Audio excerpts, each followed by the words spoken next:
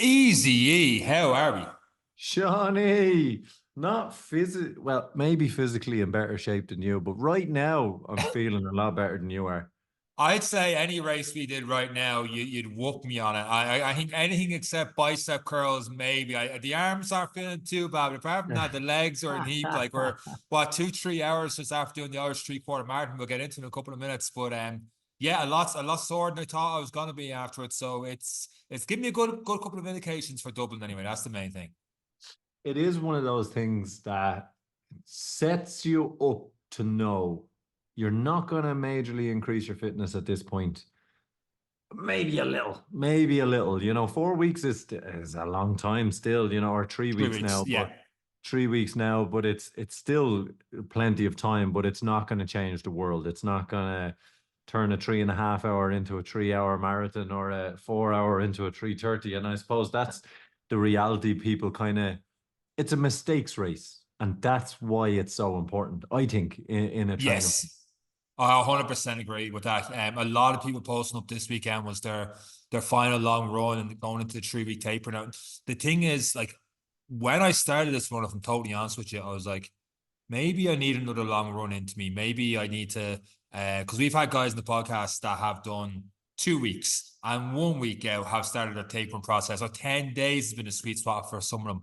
I was like, maybe I don't feel like I've hit 30 too often, or maybe once or twice this year. Sorry, in the last couple of months anyway. I was like, maybe I need a little bit more. But as that race came on, I was like, oh, the body's telling you need to slow back down now. And those guys that are on before, they're elite or sub-elite level. Sean, you're nowhere near that. You need time to heal, pal. So I've done my last long run. I will pull back a little bit and then pull back a little bit more in those next 3 weeks. Yeah, and it is something, and it's look in a case of your fueling, your hydration, like 32 kilometers, it's it's a decent run. It's a very good run. It's a race environment. It does exactly what it's supposed to do and give you a feeling.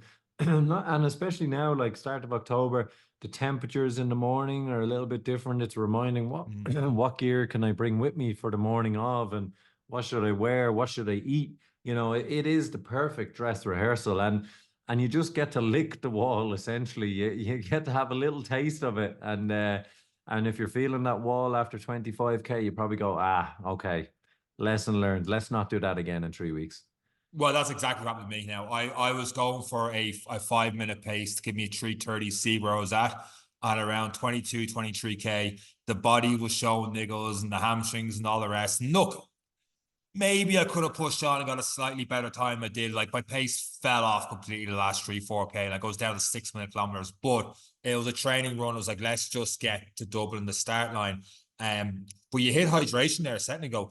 That is going to be an issue for people to think about because it came out this week in line with the meta we'll talk about in a second that there's going to be, I think, water bottles for the first two stations. And after that, it's those reusable cups. And if they are like what they were today in the 3/4 marathon, you can't run with them. I only cared about pace today, so it was grand. I was able to stop, drink the cup, and come back in. But they're like those tumblers, plastic tumblers where you can't squeeze them. Like if you had a paper cup, you kind of squeeze and You can still squeeze something's and going over you. you can get it in. Yeah, Yeah, yeah. that's not happening with these. Like you have to literally stop and if you're gonna get a good mouthful out of it, like you're gonna have to stop and drink. If you're trying to run and drink those things, it's going all over you, and you're getting a little nibble of drink. And I think hydration was definitely an issue I struggled with today now because I wasn't. You need to load up a lot more beforehand, electrolytes, and just even having people meet you maybe at different stages to have the water bottles with you, or like you were going to do last year maybe a vest if you feel like you need a lot of water throughout this race to have one of those hydration bags and stuff which you go from there. I don't know if I don't think I'll do that, but if water is an issue, I think it could be maybe that kind of thing. Because it's only the first two stations, I think there's still Lucas stations, but I think the rest of them is those cups. Now it might be paper cups in a day and it might be 250 ml bottles later on. It might change, but it is something to Yeah. think about. The other thing that they need to consider is as well, like when you have paper cups, when you put your foot in a paper cup, it crushes. You putting your foot on a plastic tumbler, either it breaks or you're going sideways. So Mm. this is something that they really need to consider. And it's funny, we mention all these things in the podcast and then they change them. So, Dublin Marathon, if you are listening, maybe have a little look at those, how they're going to be disposed, because I've seen some people go sideways on bottles and people not disposing of things correctly. So yeah, it's something to be considered. And for those running it, just be careful around the water stations. You know, it's Mm. especially if they're these new tumblers. I don't know. I haven't seen them. I haven't ran with them, There but was a lot of them thrown by the bins beside it now, and even the email you get for the 3/4 marathon, and I only half read it 'cause I missed out a few things, but it was like if you litter, you're going to get thrown off the course, and that's it. Which I 100% agree with, by the way. yeah. But there was still a load of tumblers and stuff by those bins, and people trying to throw towards it, missing, and then like it's like throw at this point, and that's it. And because you're a small country roads further on down, there was just cups and stuff everywhere. When you come to Dublin, and there's a lot of points in Dublin where there's no bins at all, they're just going to be thrown in the streets, and you're not going to be able to throw them on the side of the road where there's grass and stuff there because there's going to be people there watching you. So it's going to be those thrown across every which way. I could see it being an issue 100% on the day for not only for runners and people stepping over and all the rest. And it's going to be interesting what they're going to have to do with that one. Yeah, and look, even with the paper cups, having someone there pouring water all day is strenuous. You know, it is tough, and yeah, it's I don't know, like their bottles are recyclable. You know, like we stick to the bottles. That's we. Why do we all have green bins outside our houses and put all these plastic bottles into them? You know, so yeah, look, it's another move towards the eco side, but it was already eco with a plastic recyclable bottle with the lid that's now attached to it as well. So I don't know. Look, that's for them to decide. But yeah, it seems interesting. It'd be interesting to see how it goes in the day and see if we're like the two mystics here now that predict these problems and everyone be like, the lads did it again. You should organize your own marathon. Not this year, lads. Not this year. Just before we move on predicting the medal, so to speak, and give ourselves a necessary pat in the back. The other thing, like you talk about, it tests the distance for 3/4 paces, hitting miles and legs, and like you said, licking the wall. The mad thing that a lot of people were messing up was because with Longwood, it's such a narrow course, and you're going through woods and stuff like that. I remember people saying, "Oh, it's my watch is saying 4.3." And it only got the 4K marker. And they were like, oh, the marker's wrong. And then I heard someone when I got to 5K turn and they go, well, that was only 500 meters between marker 4K and 5K on my watch, which means the markers are definitely wrong. And lo and behold, by the time we got to the finish, it all evened out. And it was saying Yeah. 31.6 or 31.8. When I got the 31 marker, it was like pretty much like within 5 seconds, bang on, or 5 meters, bang on for the watch. And it's like, stop trusting your Garmin. There's going to be thousands around you on the day. You're going to be going through the Phoenix Park stages. The pace is not going to be accurate. You could be running a 5 minute pace, and it might tell you you're running a 6:30 for a couple of minutes, or even a couple of seconds, and you might try and pick up the pace and sprint, and all of a sudden you're down to a 4:30 when you're thinking you're trying to get down to a 5.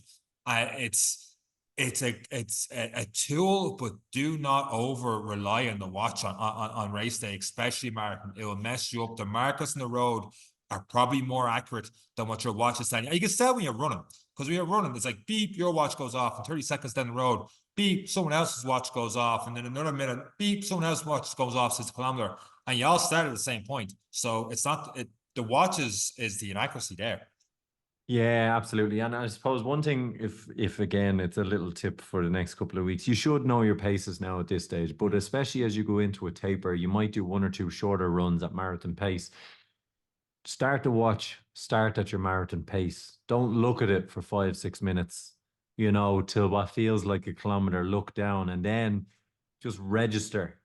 Okay, I know what that feels like. And that's all you need to do, because at the end of the day, it's not the watch that's doing the marathon, it's you. It's how you're feeling, how you're thinking, and the metrics can skew that, and they have done on many occasions for even some of my training runs. I was on the treadmill today. I was doing my first hour and 20 treadmill. Oh, it was nice to be Work. indoors. Oh, it was so good.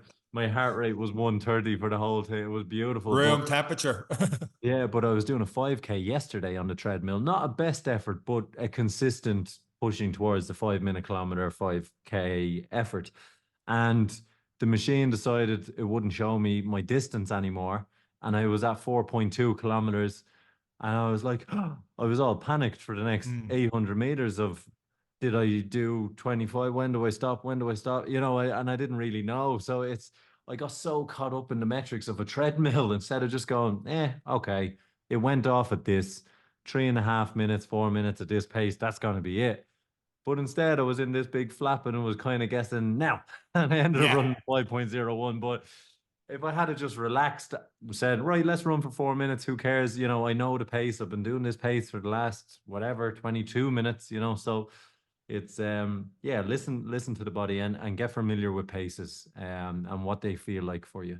And that's just you in the gym. Imagine you with all the training getting to Dublin Marathon, and then the watch size is something different, and you're starting to over panic. You've got a long way to go. You mightn't even make the finish line because you might go too fast and completely wreck yourself. And you got to make the finish line because the medal this year is nice. Ah, yes, they finally listened. It's great.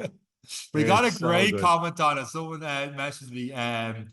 Jason Carlin was like, I kept talking about the spinny thing on the NACE medal, and all of a Yeah. sudden there's a spinny thing or a Dublin Marathon medal. Bit of a reach, but I'm taking it. I'm taking it. We're the reason there. I'm Ah, taking it. there's two things we will give out about on this podcast, and that's t-shirts and medals. And I think finally they have listened.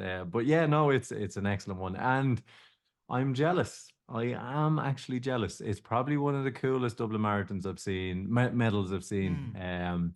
So yeah, I am a little bit jealous on this one. I was on my little run today, and I was thinking, oh Jesus, on the day of the marathon, will I do 42.2 on the treadmill out of solidarity? And after about an hour and 20 minutes, I was like, nah, fuck them. I'm not doing it. The Oh, that'd thoughts be I have, painful. that midsection of between 20 minutes to the hour, I was like, oh, this is great. I'm so cool. This is, my heart rate's perfect. After the hour, I was like, no, fuck no, I'm not doing it. I'm not Maybe doing it. 42.2 over the course of the week leading up to Sunday for the marathon. You're gonna see. But so far, but look, it is a good one. It's nice to see change, and we do jest about the change and the influences and all that, but people are starting to listen, and let's see what they bring. But it's hopefully been a good week for the majority of those training and getting their last long run or their big run in. If it didn't go well, like Sean's not panicked. I didn't panic. There's still 3 weeks to go to fix a lot of these things. There's still 2 Sunday mornings where you can practice hydration and fueling. There's still a couple of runs where you can get your speed work in, get a massage, work on different things, have an Epsom salt bath. You know, there's lots you can do over the next couple of weeks to mentally say, yes, I have done enough to get to this start line. And it'll give you the confidence on the morning. It's still 3 weeks. If you go back to when you started the training program, 3 weeks to go. When you look at where you went from week 1 to week 3, there was a hell of a difference. So sometimes it went from an hour long run to an hour and a half long run. So there's a lot that can be done in the 3 weeks. And as long as you refocus yourself, now it's realistic goal time, what's really acceptable on the day. And yeah, it's a nice one, and it's a nice lead in. 3 weeks to go. And when you say realistic goal time, it could be your first marathon just to finish. It could be like me, maybe a 3:30, 3:30's off, 3:40. Or it could be like our next guest on the podcast, who is going for a sub 3 hour marathon. And then leading up to like a couple of years ago, he was told he'd never be able to run a marathon. So there's all these different different goals, but just focus on yourself over these next 3 weeks, like our next guest on the podcast has done. Yeah, and this next episode is a fantastic way to lead in from what we've talked about and what you can do in terms of mentally from negative into positive, and from hard work and from dedication and just enjoying the journey as well. A tough journey, and it's a fantastic episode this week. And with that said, it's this week's episode of the Any Given Run Day podcast. Let's go.